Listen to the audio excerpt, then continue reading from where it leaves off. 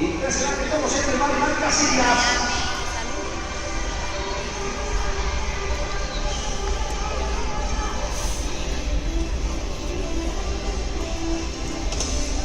Vamos a buscar el toque de campana. La diferencia que se ha recortado. Pero continuamos en la primera posición. Segundo, Ángel Ganador. Tercera. Ángel García. Con la agrupación de García. Ganador. Encabezando la prueba, sevillana, Mar Casillas. Segundo, Elena Cuellar, tercera.